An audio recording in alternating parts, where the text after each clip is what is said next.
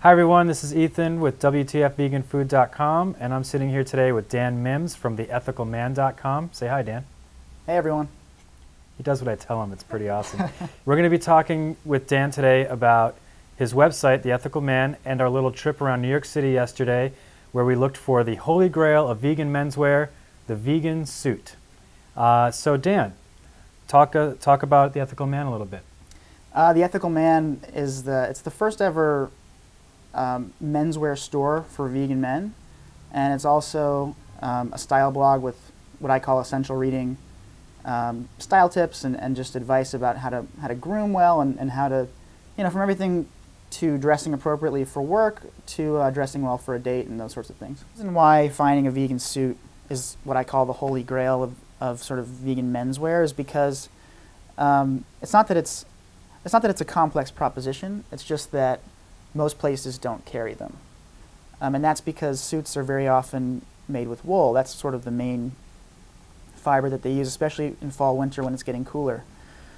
In summer, it's a little easier to find synthetics and cottons. So finding a thick suit for winter is really tough. That's vegan. Obviously, the first thing you want to do is look at the labels. So if the label says it has any of those non-vegan fibers, then you want to avoid it. The common fibers used in traditional suits that are non-vegan are wool and... Occasionally there will be a little bit of silk, but yeah, usually wool is really the big offender. And that could be, there are different kinds of wool, but especially with suits, a lot of them are foreign made, so if the label doesn't have English on it, you should look up translations for the word wool, because that'll help you figure that out. Some common synthetic fibers that people may not realize are vegan would be acrylic and viscose. So those are pretty common synthetics that are used in suits, and that's good to know if you have any confusion about that those are vegan. Okay, so wool and silk are bad. Polyester, non-silk polyester is good, viscose is good, cotton is good, acrylic is good, and what about the buttons? Basically, you want to determine if it feels organic or not, and if it feels organic and it has sort of an enamel-y type look to it, then you have to be concerned that it's going to be some sort of seashell or some sort of animal-derived product, like a turtle shell. A nice synthetic that is not a synthetic, it's an alternative that's vegan is tagua nut, which is now being used much more often by, sustainable or eco-friendly clothing companies. But really the main thing, that's sort of an afterthought. Once you've figured out that you can find the cotton suit that you need, then you've got to look at the buttons. But for the most part, the hard part is finding the main fibers of the suit that are vegan. Okay. Well, so far I definitely take my friends shopping like we went yesterday. But I am trying to sort of turn that into a service that I provide that anyone can take advantage of.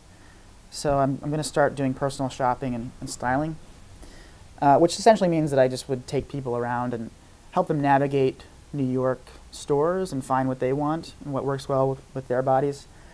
And it's kind of been a great learning process. I've taken maybe 6 or 7 friends out to do this, so now I feel like I'm qualified to do this now. It was fun. We got it done. Yeah, and I've certainly been shopping in the city for so many years that I do think there's some genuine expertise there. Yeah. I don't want to have to charge customers a ton of money to buy vegan clothes. It's really important to me that it all be affordable, or at least price comparable with goods in the conventional marketplace that are as qualitative as these items. So, I do sell some Haute Couture coats in my store, which I think, looking right at the price tag, you think they're expensive, but if you look at them compared to what they're replacing, these... The Prada equivalents or something right, like the high-end wool coats, they're actually comparable or less expensive. So that's really kind of my line there. So there's 2 reasons. One, too expensive for me to produce. Second is too expensive for the average consumer to afford. And I don't want to put people in that position. What are some of the more popular products that you're selling these days? Well, there's a few things that people really seem to like a lot. That would include there's a wallet we have that's really thin, and what's great about it is that, of course, it's vegan, but it also it doesn't create any of those unattractive bulges in your pockets. and it doesn't give you that sort of Charlie horse feeling from sitting on your wallet all day long on one side of your butt. That sells very well. We have some new colors in that, so that's pretty exciting. And then also we sell a belt that's made from upcycled bike tire tubes, and that sells very well. It's got a little more edge, so it's a little bit less formal, which I think helps. And then also our ties do really well. They're non-silk, but we also have some cotton versions now with some interesting plaids in time for fall and winter. And those are probably the best-selling items. Great. And I was definitely vegan before I was fashionable or interested in fashion. I would say that the fashion bug kind of caught me after I moved to New York, and that was a real education for me, just being around other people who were very style conscious. And I used to work for Spin magazine, and that kind of introduced me to music indie fashion. And then I worked at Yahoo, which was much more, I guess, typical business casual. And I would say my style has sort of been a blending of the two. There's definitely sort of a music, cultural aspect of how I dress and how I like to help others dress, but also something that's palatable for the rest of the world. It has to be something that can sort of cross over and that other people can accept mentally. But at the same time, you know, I sort of do it not just because I'm interested in fashion, but because, first of all, there's a need. You know, vegan men have very few resources when it comes to fashion. But second of all, because I think dressing well makes vegans better advocates. We've all seen the hippies or people who are just written off because of the way they dress or fail to groom or whatever, anything like that. And I think vegans, especially vegan men, could definitely benefit from a style upgrade. And I think it will just make our message that much more palatable to the rest of the world. And nothing's more important to me than that.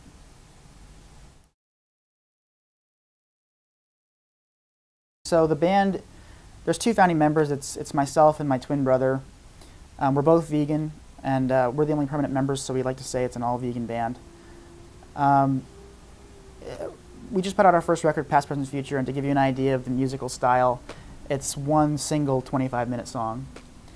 And we kind of embrace the label post-rock for our genre, which, as we understand it, means, you know, long-form music, mostly instrumental, very technical parts, just very musical, almost like classical music in a rock idiom.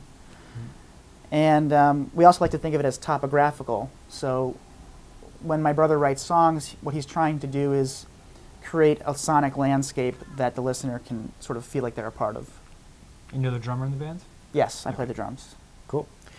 Yeah, I've recorded a bunch of post-rock bands back in Boston at New Alliance when I was doing most of my work as a recording engineer. Bands like Caspian, and there was a band called the Baltic Sea from Portland, Maine, and you know, they're all, you know, I think they would appreciate the topographical description of the music, because there's lots of peaks and valleys in that style. And, all right, Ethical Dan, thanks for hanging out. Thanks for hanging out with us today. And remember, check out hereband.com, is that correct? And theethicalman.com as well for your male vegan wear needs, and some cool style tips on his blog. Anyway, thanks. Bye. Thank you.